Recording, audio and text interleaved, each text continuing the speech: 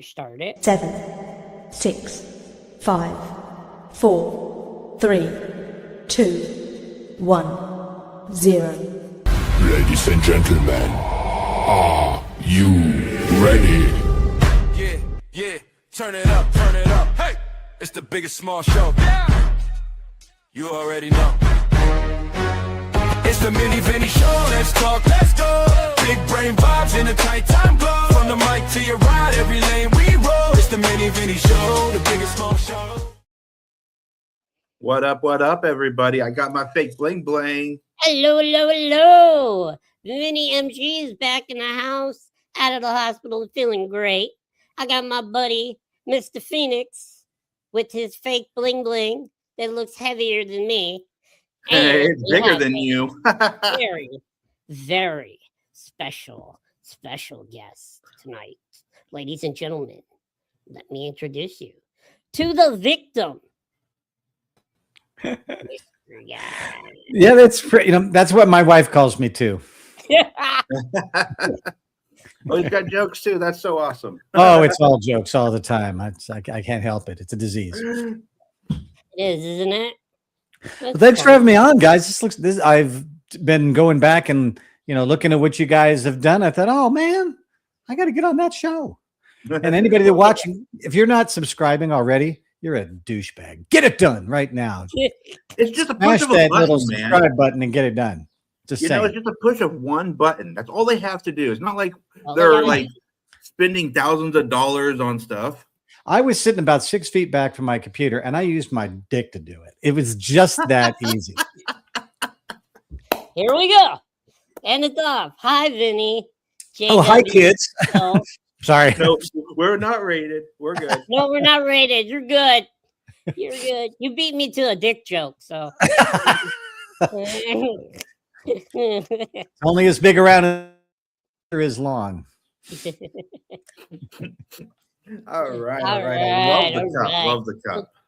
And with that fabulous introduction. Yeah, it was, wasn't it? Yeah, for sure. Our dazzling audience what exactly it is you do if they do not know who you are. If they do not know who you are, they have been living in a rock. But well, I always tell people, you know me, you just don't know that you know me. Yeah. I did. I was a stuntman for about 15 years, and an actor too. Did 3 of the 6 Nightmare on Elm Street movies: Lost Boys, Predator 2, Star Trek, Return of the Living Dead Part 2, Home Alone 2, The Wonder Years. What else? A lot of horror movies in there. So if there was a kid that was going to get beat up, it was me they beat up instead. So what stunts did you do in Lost Boy? In the Lost Boys. Now, I was the double for Corey Haim for that show. Also did a movie with him called License to Drive, kind of a more teeny bopper. Back in the late 80s, it was all about the Coreys. And so I was Corey Haim stuntable. I didn't look that much like him, except that I'm a little guy. I'm like 5'6", at that time about 120 pounds, and little tiny spindly little girl arms. And so they would bring me in because all the other stunt guys that were my height were also gymnasts. So they were big, monstrous, guys that just had these huge guns on them. So they didn't make a very good double for kids most of the time. Yeah. So they bring in somebody like me. So on Lost Boys, the majority of the stuff I did when the vampires are attacking the house at the end and they're trying to defend themselves and they're flying around. And I think it's Marco comes blazing through the fireplace. They actually put a sort of a plaster cast of Marco, coming through like this, and they put him in a cannon and they shot him through the oh dear Lord, through the fireplace at us. I thought Marco looked a little fake there. Yeah, that was all practical, effects. Now they do it with all CGI and it would look all good, but I don't know. There's something to me about, the old school stuff where, like if you look at Nightmare on Elm Street 3, all practical special effects. The kid walking around with the, being marionetted, and that wheelchair that chased me around, all that stuff. And even the big Freddy penis snake that chases her around. That they did some sort of animation like claymation, but there was a big old 7-foot Freddy penis that kind of attacked her and actually chomped her, which was kind of funny. Okay. What was that on again? Because I'm going to have to watch that. That's Nightmare 3. Nightmare 3. Patricia Arquette is being chased by Freddy, and there's this big Freddy, and I'm sorry, it just looks like a dick. I think it was supposed to betray the dick of Freddy, the nightmare. Yeah. Well, it's chomping on her, and the funny story about that is we're watching this, and there's a bunch of guys standing around, and we're watching a big dick eat a girl. And so somebody up in the rafters of the lighting crew starts giggling, and then the joke's getting around the room, one person at a time. And finally the director, Chuck Russell, says, "What is so funny?" And somebody up in the rafters says, "That's the first time I ever saw a dick eat a girl to get in a movie." And the place just lit up. It was like, okay, we're all just, tears running down our face. I'm just going to go outside. I can't stop laughing. So yeah. So when you see it, you'll be like, oh man, that looks like a dick. Yep. See, I'm going to go watch it tonight. Yeah. Or even there's all sorts. You can see the clips on YouTube. And when they first brought it out, it was pink. Like, was it really pink? Like a vein-laden meat pipe right there. And after we made all these jokes about it looking like a dick, I can't believe anybody didn't think it looked like a dick. They decided to slather it with this green funk, so so they were trying to make it look more snake-like. Yeah, well, yeah, having a little bad juju on your weenie, I don't think that made it look any better. No, it probably just made it look more dead and dirty.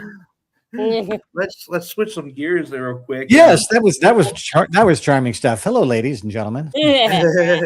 people under the stairs. Yes, 35th anniversary this year. Yeah, how old are you? What day does that fall on? Gosh, I think it was in the fall. I'm pretty sure. There's a lot of anniversaries of different films, and when they do these anniversaries, they try to bring out the cast. So there's some shows I'll be doing around the country where we've got Jan Birch and Sean and some of the other guys to come out and do all that. That was another really fun show. Working with Wes, Wes Craven is just the best. I did 3 different movies with him, and then I became his web developer after I decided to get out of the movie business. What a writer, what a producer. Yeah, and just a smart, super smart, super funny guy who didn't really, he never went to film school, decided, one day I'm going to be a movie maker, and told his family, this is what we're going to do. And I'm sure they thought he was nuts, but he was doing these really kind of small independent features, and somebody came to him and said that owned a whole bunch of movie theaters and said, look, we need a horror film. I'll give you $50,000 or whatever it was to make a movie. And Wes had this idea about turning an old opera into a horror film. That was, I think, Last House on the Left turned into that one, or The Hills Have Eyes, one or the other. And then that led to New Line doing the first Freddy Krueger, Nightmare on Elm Street. And he just had lots of great ideas. He was just, and it wasn't that he was a spooky guy. He was a humanities professor, so he was super smart, knows what scares people from a very scientific sort of way. And he used it very well. Yeah. Wasn't some of his movies also based off of actual nightmares? Or is that the Nightmare on Elm Street thing, he had read a story about a bunch of folks in Thailand who had been through some really bad war atrocities, and they just couldn't sleep anymore, and they were having nightmares when they did, and some of them literally just died in their sleep from the nightmares, the post-traumatic stress disorder kind of things. They were just overwhelmed by the things that they'd seen, and they couldn't get them out of their head. And that idea just really stuck with them, that in your dreams, Well, the way Wes put it to me, he said, when you watch a movie, it's different than watching a nightmare in your mind because in the movie, you're conscious and you Yeah. can remove yourself from that. But in a dream, you can't go, unless you can wake yourself, you're there and it's just as frightening as real life, And so what if the villain could actually grab a hold of you while you are defenseless in your dreams? Dang. So yeah, so even things like the striped sweater, psychologically speaking, that red against green is really really identifiable. So he could put that character way back in the background, and you're like, what's going on? And then all of a sudden you recognize, oh my gosh, that's the red and green sweater, whatever that is. It's Freddy, and so he could just call him up and freak you out in a heartbeat. So yeah, he just really, really dissected what scares you and then gave you no ability to escape it. That's cool. Yeah. He kind of illustrated that everybody has a little bit of Freddy in them, basically. Yeah, it's funny. I never thought of I did a lot of horror movies, and people asked me, why did you want to do horror movies? I didn't want to necessarily do horror movies more than anything else, but that's what they were making, when I was doing this. And I used to say that I'm not really a horror fan per se, but I've written 2 horror novels now. Oh, nice. So I can write things that I don't really want to see somehow. Yeah, that's how it gets. And one of them now is actually in production to make a movie out of, which is going to be very scary. And it's just funny because I keep telling everybody, no, I'm not really a horror fan. I'm not really a horror fan. Like, so you've written 2 books, 2 screenplays. One of them is going to be a film. I'm sorry, but you're a horror fan. There's just all the evidence is that you really are a fan. And I guess it's true. I think that, looking at the dark side of things, when somebody read my book, they said, boy, when you go dark, you go like under the bed, no light. It's like, yeah, if you're going to go there, go 100%, Oh yeah. Don't just like, don't wuss out on that stuff. Yeah. And when people will tell me that something really freaked them out that I've written, there's a little joy to that because it means that the character I created, you cared about. The situation I put them in was a situation that you would really dread. And so I've made this character that you like live through something or suffer through something. And if it really affects you, well, then I did that. Yep. And I gave you a chance to experience something scary that with a character that you cared about. That's about as much as you can do as an artist, is to put something in front of somebody that really affects them emotionally, whether it's music or paintings or sculpture or whatever it is. If I can scare the living snot out of you, that's a kick. I know why Wes loved it. We've got a question from a fan. One of our friends and a fan. What was your favorite movie you worked on? That's a good one, Kim. Favorite, boy, there's I would have to say probably Predator 2, only because it was my first time to be on camera as me, as an actor. And it was everything I wanted to do since I was a little kid. When I was 5 years old, I decided I'm going to be in movies one day. I'm going to be in movies. My mom would say, if you think you can do it, go for it. And so I walk onto this soundstage, which is massive because it's like the Predator ship is in there. And there's a plaque right as you come in the front door that says The Wizard of Oz filmed in this soundstage in 1932. Oh, wow. So you're on hallowed ground no matter what, and I go in there and I'm dressed as this gang member because I'm street, as you can see.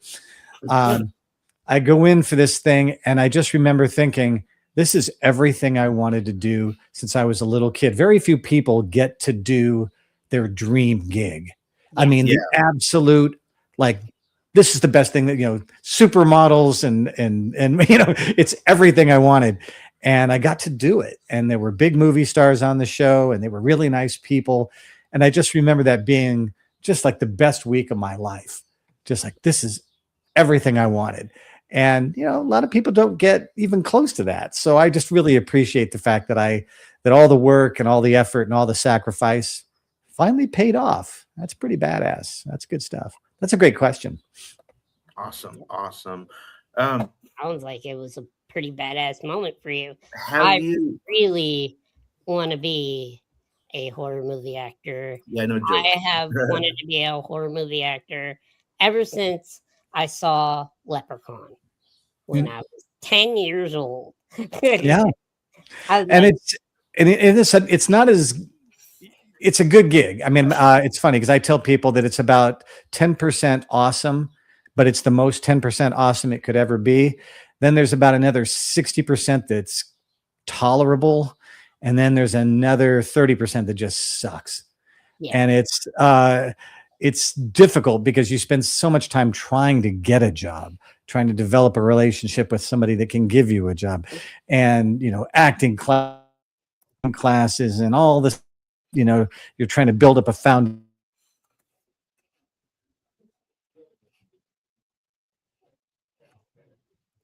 I think he got stuck. Did he It's just the freeze? best. There he You is. know.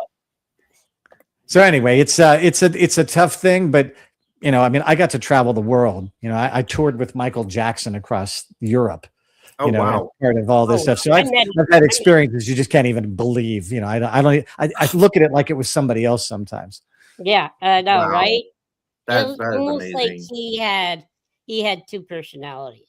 He had the stage, and then off stage, he was just one of the One of best the most generous, kind people you'd ever want to meet. Yeah. I know a lot said about what he was like. I have no experience of any of that. I just saw a guy who was extraordinarily generous, kind, amazingly talented beyond any. I mean, I would just sit and watch the show every night like a freaking fan. Just Oh, yeah. look at that guy dance. And Look at he had that a guy little bit of a freaky side to him. I'm telling you, I got to hang out with Yeah. him the whole entire Well, I day. mean, the guy never had a childhood. He was by the time he was 10 years old, he was one of the most famous people in the world. And how does that not screw you up? Yeah. I mean, I dealt with a lot of kids, and I dealt with a lot of actors that were teenagers, and fame is complicated. And when you're just growing up, and all of a sudden the world says, "Here's $100,000 a week to spend any way you want to," and girls and cars and drugs and anything else that you could want. And at 16, 14, 15, you don't got the brain power to know what's going to screw you up for the rest of your life. What are you going to do with all this money? What are you doing? Yeah. I mean, how do you know if you have friends anymore? You've got none of your friends make $100,000 a week, so, they're just doing their paper route. Yep. All right. So yeah, it's complicated. That's for sure. Here's another question, which happened to be from my lovely wife, who's a big fan of Freddie. She wants to know what your hardest stunt was. Hardest stunt. It's funny, because people always ask, what was the one that hurt the most? What was the one that was most dangerous? Sometimes you wouldn't know which is the most dangerous, but there was one we did for a movie called License to Drive. It's the opening stunt of the film. The kid's in a school bus, and he's having this nightmare, because all good films have nightmares. So we're driving down the street, and the kid's having this nightmare that he's trapped in the school bus. In fact, he's even chained to his chair, and he breaks free and he dives out the back of the bus while we're driving through the city of Pasadena. And so I have to smash through the glass face first, and then turn upside down and roll and go chase into the waiting Ferrari. And going through glass is not fun. Landing on I couldn't just ground. I actually had to land on a vehicle that was following us. So I got to go through the window. He's got spotty connection. Filming us.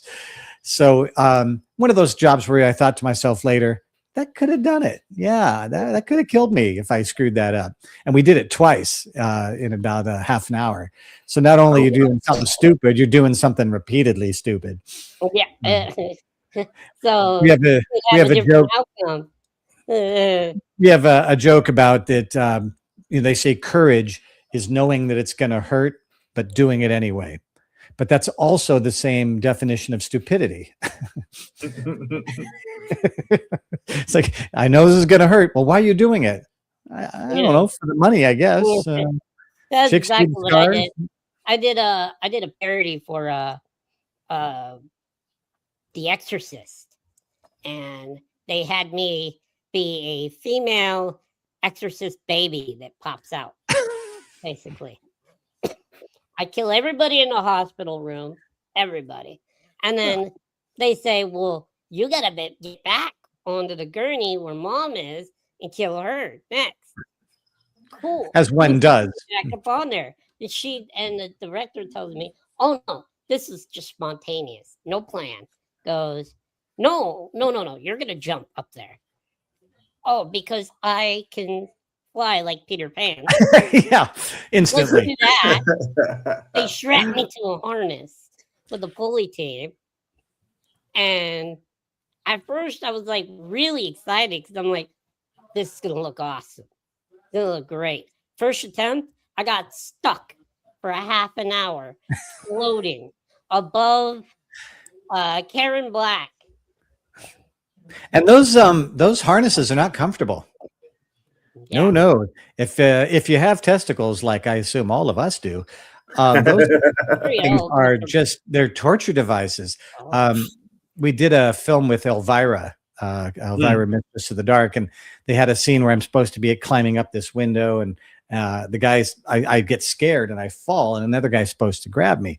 Well, he just missed me, and I fell all the way to the ground, climb back up. We try again. He drops me again. I said, "You can't keep dropping me." I broke a rib on the way down. Oh, snap. And yeah, I hit a windowsill on the way down the house. And so that he said, "Okay, well, we're going to put you in a harness." I thought, well, finally, now it won't hurt anymore. Except that it's like a wedgie. It's like, I mean, I can't imagine wearing a thong ever again.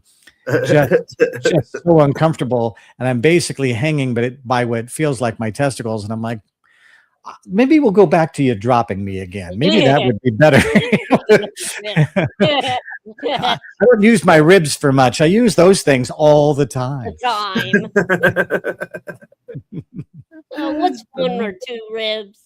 Take me off of this thing, please. Yes. Uncomfortable for damn sure. Oh, yeah. They had me in a full body harness. And that's funny because you say, they didn't really plan to do that. That happens. There's times where you're on like, huh. And a really big budget production, and most of the films I did had pretty reasonable budgets. They try not to let anything happen on the fly, but here and there, it's like, look, we're running low on money. We got to get this shot today. We got to finish with this location. We've got an idea. And then they'll turn to the stunt coordinator and the stunt people and go, "What do you think? Can we do this?" And, we try to come up with things on the fly, but it's always a little dicey because people are more worried about money than safety when they're trying to get something done that fast. Yeah. And it just makes you a little nervous. Like, they don't really care about me. These are not my friends. These are business people who need a movie made. And as long as it doesn't hurt the actor, they're okay with that. People always say, well, don't they, they don't give a shit about the stunt people. It's like, no, because that's what you're there for. And you're not supposed to take a beating, but it sort of comes with the territory. You're doing things the actor can't do or shouldn't do. Because if they even get a little cut on their face, we got to wait until it's healed before we can film again. Yeah. So they don't want to take any chances. Yeah. So if even those, some of the stunts I've done, people say, "Well, that's not that big a deal." It's like, yeah, but shit goes wrong. Yeah, and we're just, it's a very inexpensive thing, even if it's $1,000 a day, to bring me in and let me do it, so that just in case something happens we didn't expect, if I get hurt, they go, "Well, you knew the job was dangerous." Go ahead. Sign the waiver. Yeah, I mean, and there's times we were doing Star Trek, and there's a scene where I just fall into a creek, and everybody says, "What's the big deal? Why can't the actor fall into the creek?" The creek was reclaimed water. Oh, God. Think sewage. Yeah. So I'm doing a fall that's into water that's probably only about this deep, and it's reclaimed water, which means there's bacteria and all sorts of things. And so I got to do a big pratfall falling backward into this and make it look like it's deep water, which it ain't. And then when I get out of the water, I am covered in, I mean, they're telling me, don't open your eyes. And I've got earplugs and nose plugs, everything trying to keep the sewage out of my ears and orifices. And so why was it so important that a stuntman did it? Because they would never let the actor do that. That would just be terrible. Yep. Vinny, you know what? He was talking about the creek. If you fell in the creek, you'd disappear. I'd probably be eaten by all the bacteria. I just made friends with them. We were kind of a similar, Well, we get coffee on Mondays. We hang out on Mondays. So Yeah, Kim has got another Eric's got a question. wife. She's in a can't beat diva. him, join him. And your wife's in there again. Boy, she is chiming in, isn't she? Yeah, Kim right here though. She's got another question with a good friend of ours, and she wants to know what your hardest movie was. Hardest movie. This is going to sound really stupid because it sounds like nothing. There was a movie you would never have seen, most likely, and it was called Breaking the Rules. And in the story, in the opening of the story, there is these three kids that are all really good friends, and they always do stupid little things together. And they decide they're going to climb into a commercial clothes dryer. And what could go wrong? Well, what could go wrong is one of the kids gets stuck inside. And so he's inside and this thing's doing this. Now, it's funny, but the thing about it is those things, it was a real dryer. It wasn't faked. All the paddles inside that, beat up your laundry to dry it out are in there. And every time this thing would turn upside down, I would fall. And so I've been in this thing for a minute. And a minute means I've done 60 consecutive somersaults. And every time I turn upside down, that thing's whacking me on the top of the head. And so I come out, I'm dizzy like there is no tomorrow. I'm nauseous because I'm just so dizzy. And then I got this, bleeding spot on the top of my head. And they go, hey, we're going to go again, which means we're going to do the exact same thing all over again. I'm like, why? And they're like, well, it just looks like there's laundry in there. It doesn't look like you. So we want you to get closer to the glass so we can see your face as you're going around. And I said, if I do this again, I am going to barf. And they said, no, you won't. I said, I promise you, I'm ready to barf now. So we did it again. And I get out and I'm sick as I can be. And I do end up retching and they go, we're going one more time. Can you go again? Oh my gosh. So they put me in again. And I swear to you, from that day till now, I can't even turn around really fast without getting super, super dizzy. I'm not kidding. It ruined me. Any sort of, I can't do, like we went to Universal Studios and we got on the Harry Potter ride. I told my daughter, I can't even open my eyes. Wow. There's just too much moving around. And so, yeah. So when you say the toughest movie, it wasn't even an action film. It was a silly coming of age comedy that went straight to video. Nobody ever saw it. And I got a concussion and stitches and a lack of ability to spin around anymore from a film nobody ever even saw. So sad but true. That's you'd think, oh, it must be like a Terminator movie or something. No, some stupid little family comedy that basically B-rated crap that never even hit the big screen. Yep, I know. I've been there. Sad but true. That's another good question. She's really got the questions going on. She's good. She was. Thank you, Kim. All right. So you said you had books. Yes. Correct? 2 books. Do tell about a couple of them? Yeah. And where people can find them? They're on Amazon. They're very short, I will tell you. So I don't want anybody expecting this is going to be like a big Wuthering Heights. One is called By His Hand, and the other is called Out of His Mind. And one's a sequel to the other. By His Hand is the first one. And it's a story of a guy. It actually started as a nightmare that I had. And it was very real, very vivid. And the guy wakes up one morning and he's got terrible hand pain, in which I have. If you look at my fingers, you can see there's some weird angles and things. I got some arthritis. And in the dream, very real, I had this. And then all of a sudden his hand starts moving in ways that he's not controlling. Well, I go to church that Sunday and the guy says, "Hey man, I don't know what you're saying." And I said, "I'm not saying anything." He says, "No, lift your elbow up." Do what? He's like, "Lift your elbow up." I'm like, why? And he goes, "Because I don't see what you're doing." And so my hand's doing this. He's a sign language interpreter. And he says, "Release who?" So what are you talking about? He says, "You keep spelling release me. RELEASEME. You keep saying it over and over. What do you mean?" Like, dude, I don't speak sign language. And he's like, and so because we're at church, everybody thinks I'm having this, I'm speaking in tongues, but through my hands. And it just gets worse. He goes into paralysis. And when he wakes up, he can move again, but he can't control anything. He can hear his thoughts, but that's not what he's saying. Something else has taken over. And nobody believes it because he's the guy that God saved. And so it's very dark. It goes really horrible places very, very quickly. And then the second book is a sequel to it. And it's literally 1 hour. In fact, there's an audiobook that you can get on there that I narrate, and it's an hour and maybe an hour and 2 minutes or something like that. So it's a very short, very intense story where most of my friends said, yeah, about page 23, I took a break, man. That's effed up. I love that. I love that I traumatized you for $6. How cool is that? Right. So both of them, are they audiobooks? They're both audiobooks, and they're also print books if that's where you like to go, or they're even Kindle, or you can listen to it on Spotify or Apple or whatever. Nice. But yeah, it's there. I like them. I mean, now what I've done recently is I turned By His Hand, the first one, into a screenplay.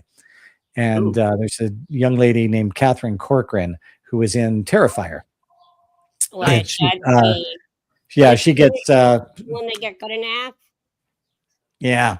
So she's just started her own production company and she wants to make movies. And so she selected my screenplay to be her first film. So we're in the process right now of doing casting and trying to find locations and do all that magical stuff. We're talking about Texas. I know what you guys are thinking. I know where you're going with this. I will travel. Yes, I'm going to have to travel. I'm in Los Angeles area, so I'm going to have to travel too. Michigan. But it's an amazing, crazy process, because you got to find people who have crap loads of money who are willing to, risk it on a story. And so we're still in what we call pre-production. We're getting the money together. We're getting the people together. When you put the money together, they said, "Wait, who's in it?" And you say, "Well, give us more money and we'll pick better people." So it's a really fun process though. And seeing it come, I remember when I was working with Wes, he was doing, I think it was People Under the Stairs, and he's sitting behind the camera like this, and he's got this little shitty grin on his face.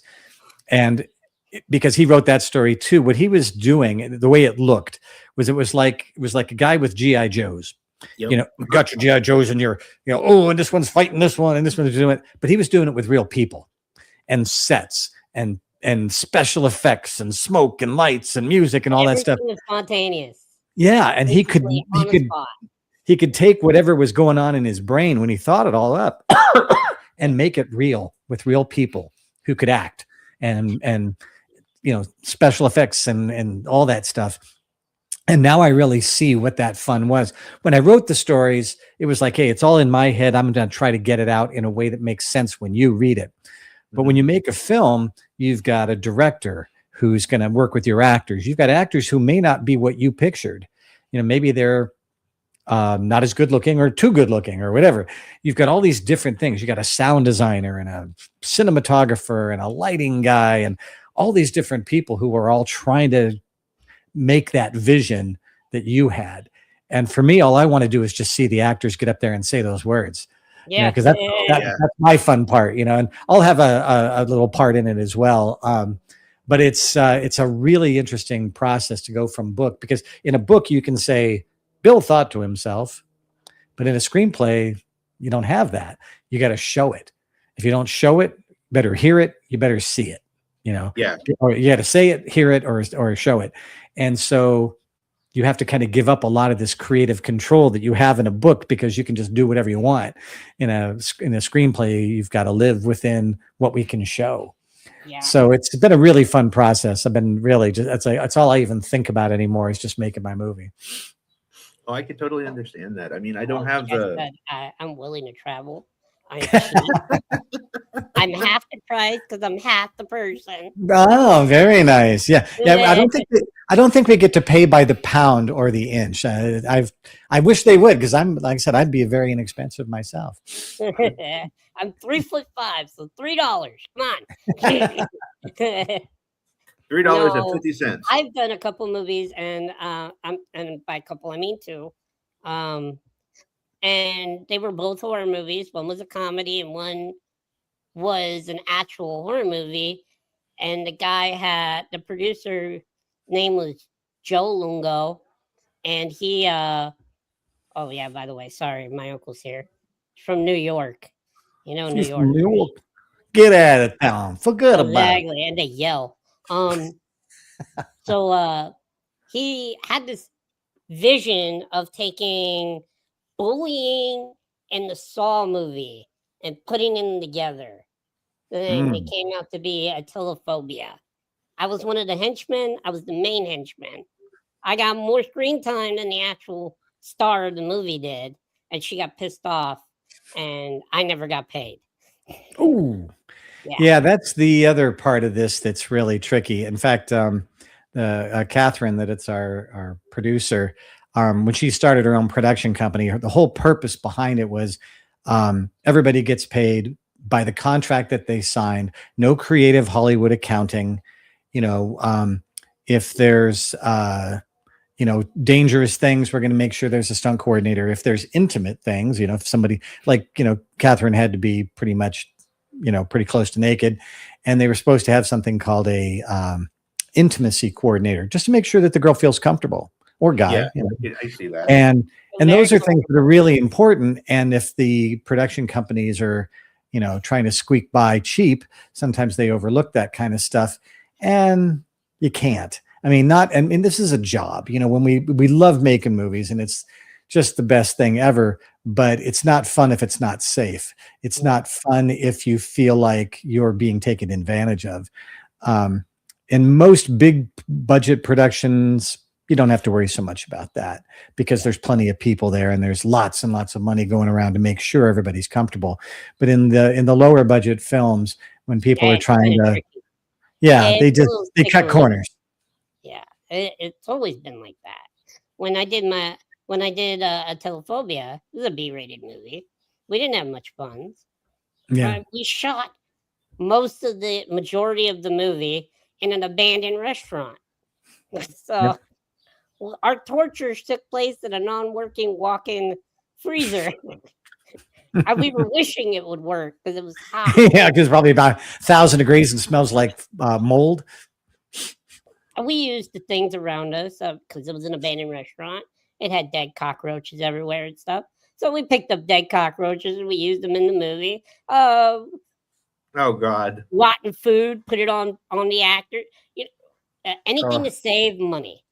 Anything. Yeah, and that's and that's part of the. It's funny right now. There's so many low budget independent productions because there's really nothing going on in Los Angeles right now anyway, or even Atlanta. There's there's just a limited amount of production, and so people are just getting creative, and you can make a pretty decent film on one of these things anymore. On an iPhone or an Android. On an iPhone or simple cameras. My digital camera that I use for doing photography can actually make 4K, movies. And so there are people doing just that, and that's good and it's bad. I mean, it kind of gets you, it makes it so that just about anybody can be a filmmaker, but it also makes it so just about anybody can be a filmmaker. You don't have to be good to be able to. Yeah, exactly. And people, they, like I said, they don't know what they're getting themselves into sometimes when they do car stunts or they get into things. They feel like, oh, we can do this. It's like, accidents happen. So it's always good to have, when we do our stuff, we have stunt coordinators and all those different things, because even even though I did stunts, I don't want to coordinate my own stunt because I want to make sure somebody else is watching out for things I don't see. I got blind spots. I'm only worried about my butt. I'm not worried about what's going to happen, for everybody else. So somebody else who kind of looks at the whole big picture and says, no, no, no, no, you got to watch out for this. It's like, thank you for watching out for me. That's awesome. So what was your first movie? First movie. Oddly, it was Wes Craven. It was a TV movie for Disney. Now you wouldn't normally equate Wes Craven and Disney, but he did a couple. Yeah, he did a lot of television because he's a director. He wants to direct, and so if he didn't have a movie working at that time, he'd take on one of these TV movies, and it was something called Case Busters, and it was a very typical Disney schlock. These kids are just Crime Stoppers, and we just did a thing where a buddy of mine called me, said, "Hey, I got this kid, looks just like you. You want to do a stunt?" And I said, "I'm not a stunt man. I am an actor." And he's like, he looks just like you. You'll get your union card and it pays $1,000. I'm like, that's my day. So I was only a passenger in the car, and we were going up and down the LA River in his truck chasing another car. And I said, does the car crash? He goes, "It shouldn't." So I said, "Okay, I'm in." And so the very first day that I got my union card, I got my first job. And working with Wes, which was, at the time, I didn't even really know that much about who Wes was. And then, like I said, later I ended up doing 2 more shows for him. But it was really fun. I just remember thinking, okay, I'm on the set. I'd done some extras work, but this was like my first real, union gig. And I just remember, thinking this is what I've been working for. And here we are. How cool is that? But, no speaking roles up until, till Predator. Till Predator. That's cool. Wes and Stephen King have been my favorite. Oh yeah. Yeah. And then you can't beat Quentin Tarantino. Quentin Tarantino talks too much. My opinion. Not a big fan of his dog and poor Paul Dano and Matt. I don't know. It's funny. As much as I do this, people will ask me for stories about actors that were unkind or unfriendly. I don't tell those stories because it was such a small portion of my career. I don't want to sit and dog somebody. And when I heard that Quentin said he didn't like Matt Lillard, it's like, so I mean. I don't like opera, but I don't sit there and bash it all day long. Right. It's not my thing. I don't think that anybody else shouldn't enjoy it, and I don't think I'm not going to sit and say that it sucks. I'm just going to say not for me. And it just seemed like Matt's a good guy, and his fans came to his rescue. He didn't have to stand up for himself at all. It was kind of nice for that. And he said he's just been like getting this love bath ever since Quentin said that. People saying, hey, I think you're great, and he's like, thanks. I didn't actually have a confidence problem, but when somebody like Tarantino says a negative thing about him, it could actually affect his career, and that's not very nice. No. I still love Quentin Tarantino films. I'm not bashing him. I just think that sometimes he gets into these long podcasts and they just start going off script, and he just wanders into territory where he's being a little mean unnecessarily. The words and actions that he took was not correct, not correct, but yeah. But I mean, would I go see his next movie? Damn it. Yeah. Right? I don't have to like you to like your film. There's going to be a Pulp Fiction too. Yeah. Well, I guess they've got pretty good movies. He made some gory ass movies. Cherry 2000 with what's her name? The redhead. Yeah. Yeah, I mean, and it's funny because he makes really expensive B movies sometimes. Yeah. He finds the best actors to make movies that were the kind of stuff that I grew up with. I'm a little older than you guys, I bet. And so I look at some of those movies, and they're kind of like the old Bruce Lee movies. Like if you look at Kill Bill 1 and 2, it's basically a Bruce Lee movie called Game of Death. I mean, it's not even trying. And she's even wearing the same suit. And I can enjoy those. And I get that a lot of people don't. People, oh, it's too violent, it's too that. It's like, then don't watch. Right. Exactly. Not everything's for everybody. I don't watch the My Little Pony movies. I don't think, I'm not telling anyone else they shouldn't. It's just, I have no choice. I If have it's too a violent, I have a 4-year-old niece that just takes over every TV in my house, and that's I have all a she 23-year-old girl who's about to get married. It still makes me watch Bluey. watches. oh God. Yeah. Hey, it's what we do. It's you're gonna be a good dad. You got to put up with all the silliness that goes with it. See, my dad was the big horror nut, and that was my cartoons. Well, It wasn't Mickey Mouse, it was Chucky.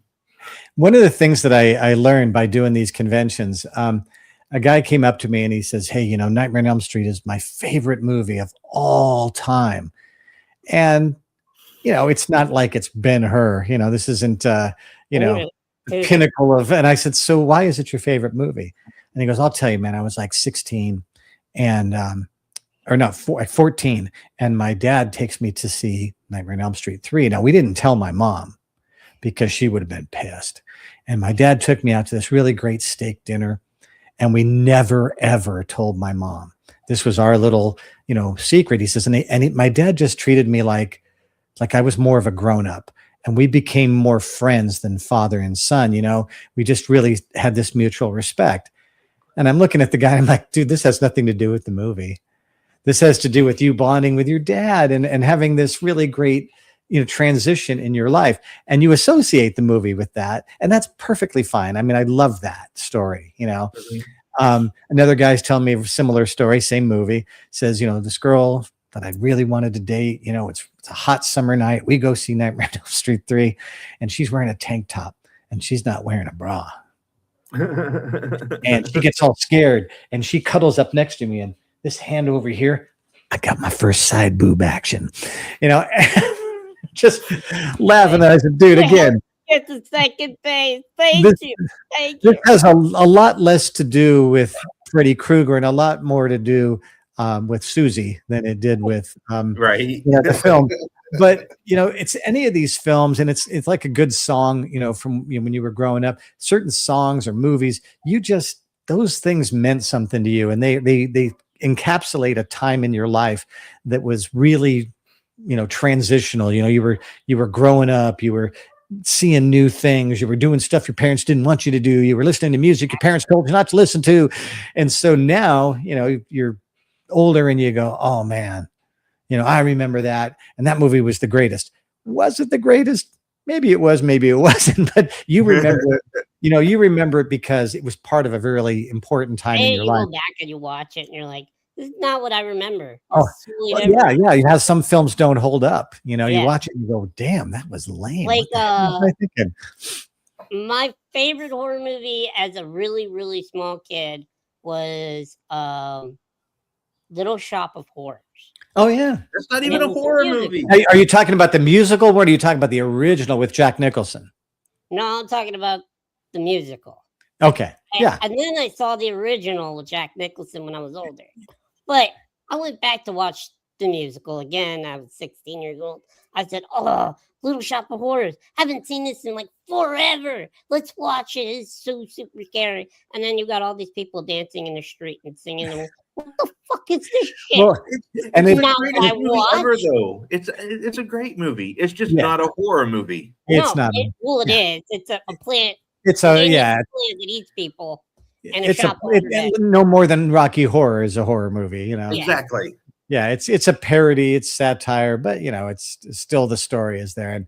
And I kind of look at a lot of these films that I did, and I'll do a convention and people will come by and talk about their favorite scenes and all that stuff. And I really enjoy that part because I like to tell them like, hey, something you would never know if I didn't tell you this. And I tell them a little story about the film, like, hey, you can see the wires pulling the wheelchair. If you look careful, right between my feet, you can see how. And they go back and they watch the movie again. And they see it. And then they enjoy the film all over again. And they'll write to me on Instagram or Facebook and go, dude, I can't believe I never saw that before. That's crazy. And and then I called all my friends and we all came over and we watched the movie together. And I showed them and I said, no, that guy that did the stunt for that, he told me about this. And they enjoy the film all over again, and it gives them a connection to it that makes them feel like they just, they've got some inside dirt on how it was done. And then they enjoy it again. And, that cost me nothing. I'm just, sitting there just, telling stories and having fun. And I just really like that. People, like, I used to think people that enjoy these movies, I mean, I thought these were Kleenex. You're going to watch that movie once, you're going to throw it away, and now, here we are 35, 39 years later on some of these movies, and people are like, oh my gosh, these movies are just, they're like my favorite thing in the world. It's like, oh, I didn't know that. I didn't assume that anybody would ever care about any of these movies ever again. And so when people tell me that they're a big part of their lives, it's like, well, cool. Because I mean, I'm a big music listener, and there's certain albums that are just part of my growing up. Oh, yeah. And when times were bad, I would listen to Deep Purple, Made in Japan, and when times were good, I would listen to this album or Kiss or whoever it was. And so I realized that some of these films are for them, like those songs were for me. Oh yeah. And it's a really nice thing. I mean, you'd written to me when you were looking at my resume saying, oh my gosh, this is really awesome. I'm like, yeah, it's a real reminder about how fortunate I've been to be a part of things that are touchstones, in other people's lives. And, people tell you these stories and you're just like, that is the sweetest, you got tears running down my face. Like, dude, that's the coolest thing I ever heard. I can't believe it. I'm so glad I got to meet you. And they're like, yeah, I'm glad I got to meet you too. It's like, now they're connected to the film and I'm connected to the people that actually, enjoyed them. We watched Predator 2 at a big theater recently. And then, the movie's, I don't know, probably 30 years old now. And I go into this theater, it's 10 o'clock at night. I figure it's going to be empty. Who's going to go see Predator 2 at a 10 p.m. showing at this little dinky theater down in Glendale? And it's packed. Yep. And I'm watching in the back and my scene's coming up and they're laughing.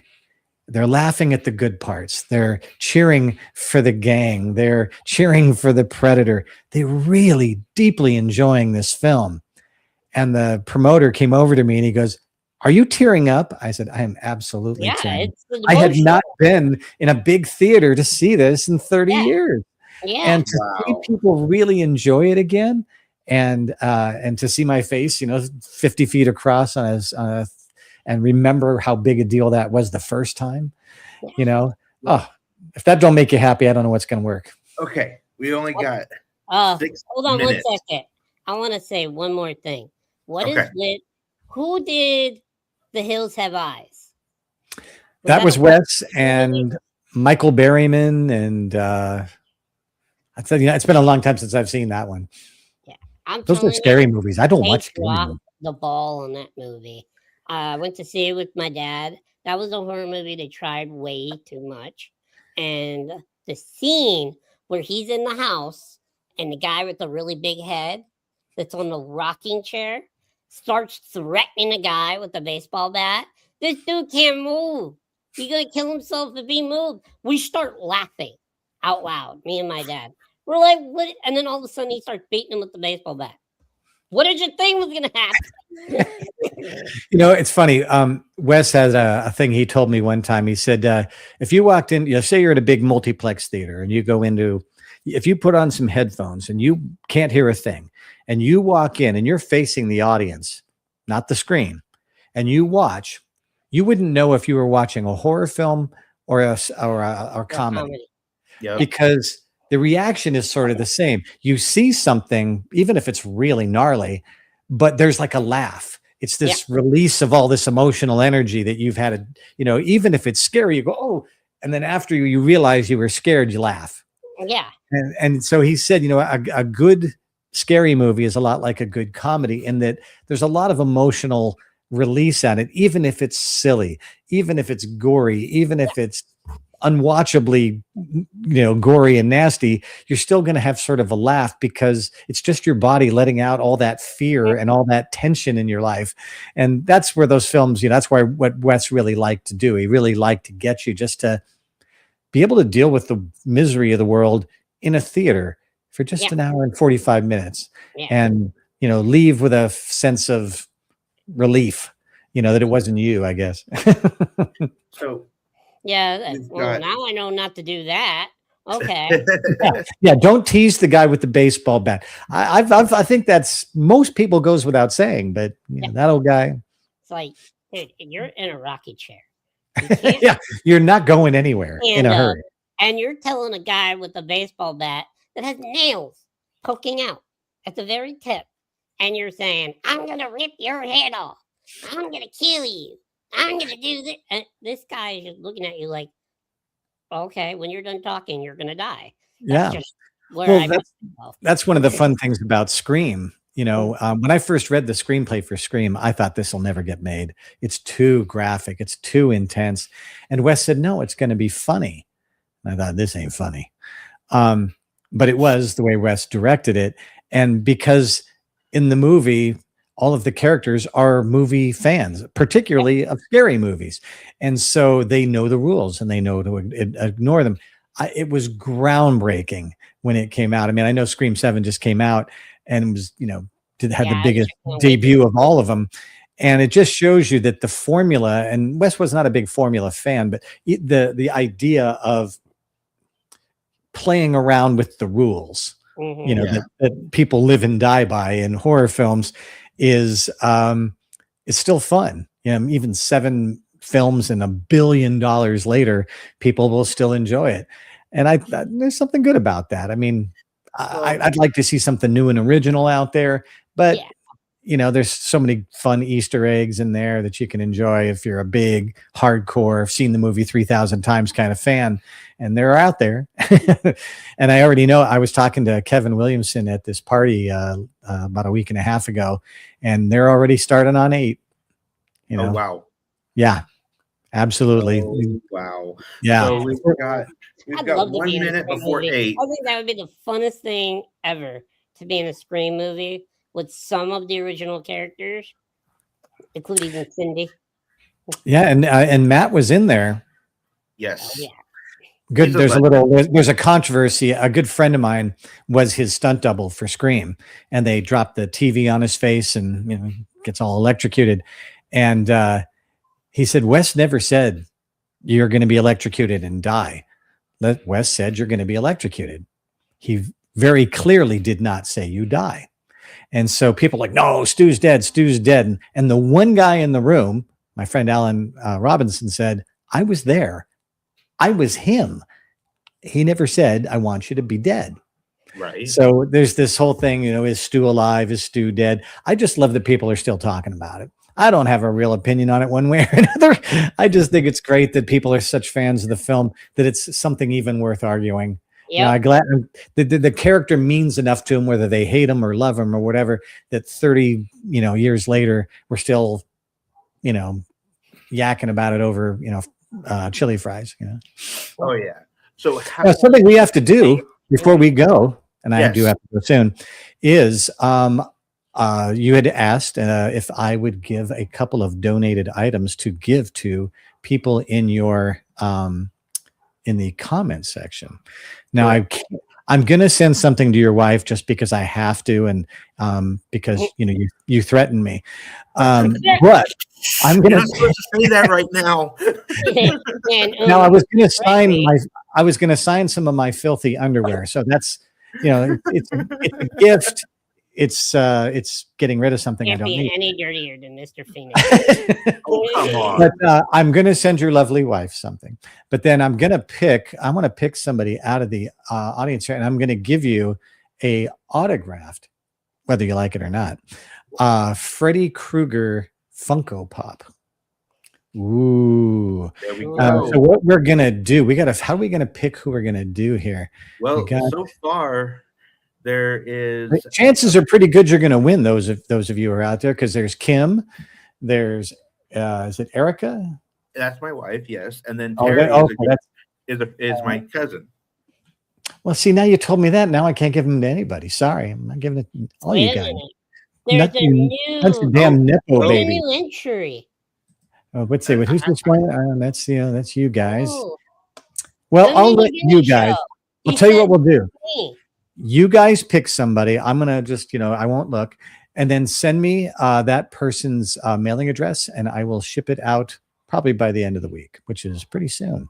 Okay. And I'll get something out to him, little signed Funko, and maybe a picture and a You know what? not this cup, but the "What Would Freddie Do" bracelet. Ooh. Okay. Ooh. I know how we're do this. They have to watch Friday night. Let's Talk Paranormal, and they will be announced the winner. There you go.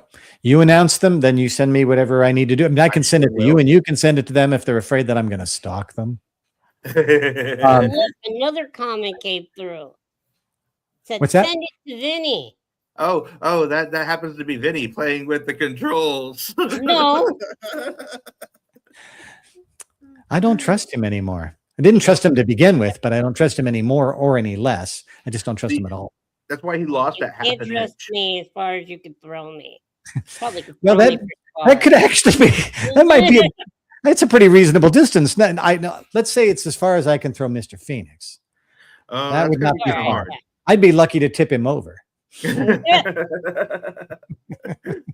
I might nudge him in one side or the other. I trust you as far as I can nudge you. Nudge you. But yeah, you guys get that info to me, and I will send something out, and Absolutely. hopefully they'll enjoy it. If they don't, hey, they got it for free. Shut up. And the wife is definitely going to buy your books because she uses she's been getting into audiobooks with her work. She works for the government making parts for airplanes. So You're not supposed to say It must be one of those pilot programs. We're out now. yeah, it's a hush hush. Yeah, but I'll send that, and then I'll well, actually, you know what? Whether she gets the book or not, I will send you a copy of both books. Ooh. Well, I appreciate That's that. That's awesome. super and awesome. and then, but I'll still do the Funko Pop to somebody else, and that you guys pick, and we'll get them out, and hopefully they'll enjoy it. And if people do want to get the books, again, they're all over Amazon. It's literally, if you listen to it, I think as an audiobook, it's $1. Oh wow. How much? I mean, it's so cheap. I get 18 cents. I'm not doing this for the money. I'm doing this because I really love bringing my work to people, and I really hope they like it. So go get it on Spotify or get it on Apple Books or whatever it is, and spend the buck. I promise you, it's not going to be the worst hour of your life. And you're making a movie of it, so come on, you're going to be right there. Now, And I will you tell have you, to the screenplay is so different. There's so much more mayhem and craziness And that's the because best. I had the time, but it's the If same you story, happen just to write- crazier.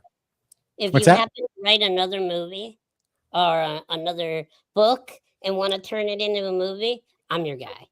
Okay. I may hold you to that. You can hold it to me. You can staple it to me. You can put in a pair of cement shoes. He's going to make you swim what with do the I- fish. I have to think about who I've got. It's funny because as we were starting the casting process, our producer had said, we really want to make as diverse an audience as diverse a cast as we can. And I said, I don't write, anyone being having any particular look at all. I mean, there's no descriptions of anybody. I said, so I got nothing on that. And she's like, yeah, well, let's just make it normal. Not everybody's a blonde, beautiful girl. Sometimes it's, short little bald guys. Who could I be thinking of? Oh, yeah, no, he's got hair. Put that back on. I don't have hair. I don't have hair. It's a solar panel for a love machine. That's what I say. Exactly. That is awesome. You put us out in the sun, we will charge up quick. It has been a blast speaking with you, and we will stay in contact for sure. Absolutely. Anything that you can think of that you would like to come back on the Well, show? When the movie's getting close, then I will be haunting you. But we'll probably get filming in the fall for real. Okay. Hopefully have it done by the end of the year. These things really take time. It's complicated. Yes, I can understand. But when Like it I does, said, if you need I a will be character back. like me, you know me, you got me on Facebook, you got me here. I'll send you my contact info. Shoot me a text Yeah. anytime. I'm free. I don't work, so work is what I'm looking for. You know how to find me now. Yeah, I do. All right, gentlemen. You guys have a great night. Thanks everybody for tuning in. Kim, you and I will talk later. Oh yeah. What? All right, guys. None of these prying eyes are there. This is the Vinny Show. This is the Mini Vinny Show. Let's talk big as small, and let's